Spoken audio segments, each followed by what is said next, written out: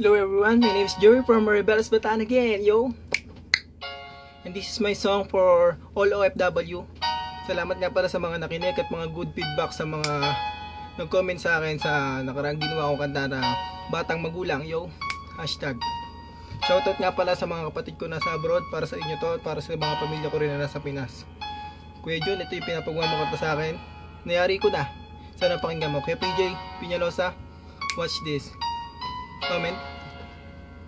Practice din pag may time. Magandang gabi nga pala dito sa lahat na nasa Saudi, dito sa Riyadh. Mga kasama kayo, happy birthday sa akin sa February 10. Bakit kailangan lisanin pabayang pinagmulan para mabigyan ng buhay iyong masimula ng malayo sa iyong pamilya? Handa mo nang gawin kahit alam mo na mahirap ay dapat mong tanggapin. Mga luha ay tumutulo pag alis mo sa pinasuling minuto sa pamilya, parang ayaw lumabas, sigpit ng yakap. Huling sinabi ingat at paalam, ang bigat ng iyong mga paa nila. Kadahan-dahan kahit di ka sigurado sa bansang patutunguhan, piniling sumugal dahil sa pamilya mong naiwan ang lahat handang gawin. Kahit magpakaalila basta may ipadala, kahit sobrang liit na kita basta pamilya. Sumaya kahit hindi mo nakikita at tumawag sa telepono, sila'y tuwan-tuwa lahat ng hirap. Napawi ng malamang masaya sarili, di mo na inisip na ika'y magpahinga bawat segundo at minuto. Sa'yo mahalaga, hirap at sakripisyo mo para lang sa kanila. Nagtitiis ka na mawali sa mga mahal sa buhay, kahit minsan katawan mo ay gusto nang bumigay bawat segundo at minuto. Sa'yo mahalaga, hirap at sakripisyo mo para lang sa kanila. Dalangin mo rin araw-araw sana'y ayos lang sila. Larawan sa iyong pitaka, nagbibigay saya. Second verse, yo. Sa mga araw at buwang ng taon na ring lumipas, sa alaala ng paglisan, hindi pa kumukupas ang pagyakap.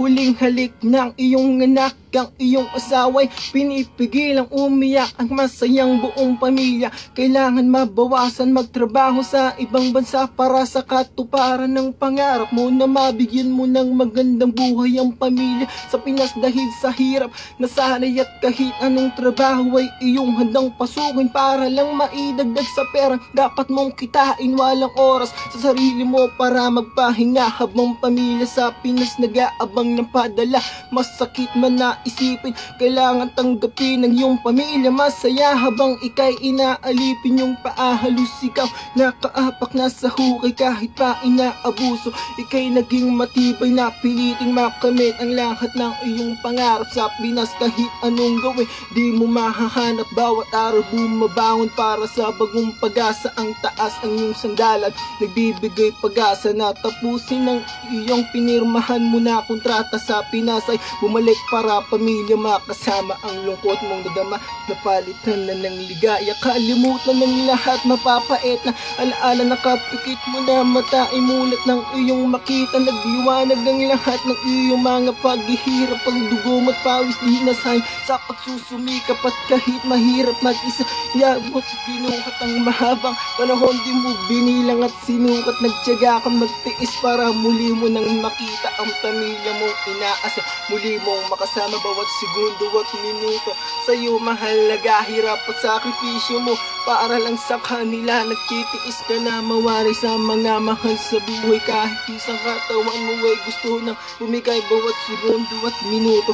Sa'yo mahalaga, hirap at sakripisyo mo para lang sa kanila. Dalangin mo rin araw-araw sa kanila, larawan sa iyong pitaka, nagbibigay saya.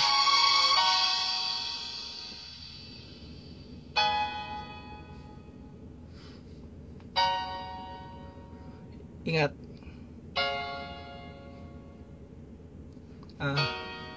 Salamat nga pala sa lahat ng bumati at pag happy birthday sa akin. Para sa inyo to, sa pamilya ko sa Pinas. Kaya nandito ako. Mag-iingat kayo. Baby ko, ingat. Sana yung mga naipapadala namin pera, katulad ko, OFW, sana magamit na maayos. Hindi simple yung maging OFW. Mahirap. Ingat na lang, ayoko umiyak. Peace everyone. Respect the others, hashtag.